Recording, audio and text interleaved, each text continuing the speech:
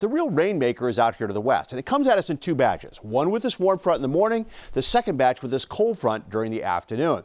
The one that comes in during the afternoon actually gives us a marginal risk for some severe weather tomorrow. It's on the low end of the scale, but something we'll be keeping a close eye on. And what I'm really concerned about more than anything else are the gusty winds with this, perhaps some small hail because it is really cold aloft, and we've seen that the last couple of days. It doesn't take much to get hail to form. There may be some brief downpours and perhaps a rumble of thunder with it as well as it works its way through during the afternoon. So tonight, the clouds will thicken up, not as cold as last night, and the winds diminishing as well. 38 to 46 for your overnight low. And then tomorrow, I've made it an impact weather day, not because of the showers in the morning, but because of that threat of some afternoon thunderstorms. Gusty winds and hail certainly a possibility. 56 to 64 degrees the high. Tomorrow, the winds still out of the south at about 10 to 20, but not quite as bad as what they were today. How about those high temperatures tomorrow? Actually, tomorrow may be a couple of degrees warmer, but remember, it comes with some rain in here as well with those showers and thunderstorms. But let me time it out for you. All right, the first batch that I was showing you starts to arrive around 8 o'clock in the morning.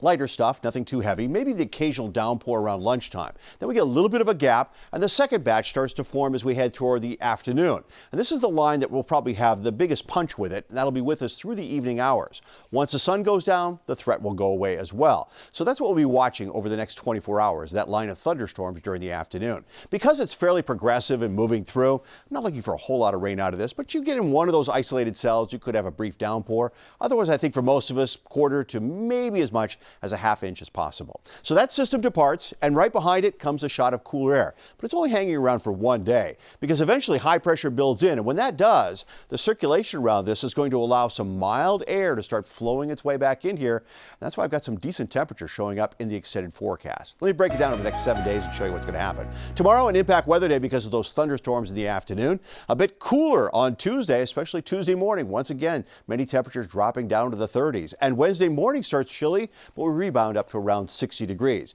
Now there's a bit of a pattern change that develops after that. Instead of the cold air around us, we start to get the mild air flowing in. And that's why as you look down the road, look what happens. By Thursday, we're upper 60s. By Friday, we're at 70. But I will give you a heads up. Friday, there's a chance of seeing some spring showers with it. But this time, they'll be in the form of rain showers, not in the form of snow showers that we saw yesterday. After that, clearing skies next weekend, about 66 degrees on Saturday, and rebounding again on Sunday, up around 70. So you get the idea of the trend here. It'll take us a few days, but we're going to get back to temperatures being normal and then maybe a little bit above normal, which will be a welcome sight after that chill we had this morning. That's my latest forecast for right now. I'm meteorologist Mike Wacom.